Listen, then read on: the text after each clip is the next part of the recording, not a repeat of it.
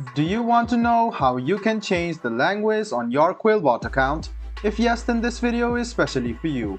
Hello and welcome to AI Basics. It's your host back again with yet another interesting tutorial video. In this video, I'm going to teach you how you can change your language on your QuillBot account. Go ahead and open QuillBot.com on any of your browser and click on Paraphraser, which is over here. Make sure that you have logged into your account.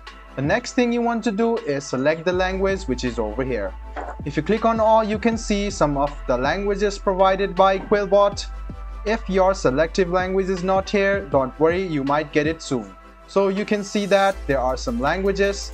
If you select the language, you can now text in French, and now it will paraphrase in French as well.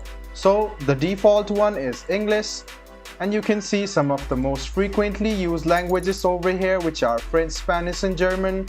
If you want other languages, click on all and you can see other languages as well. So guys, this is how you change your language on QuillBot. I hope this video was helpful for you.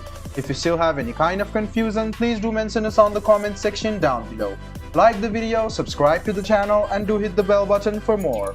Hope to see you in the next video as well. Until then, goodbye, take care and make sure you enjoy.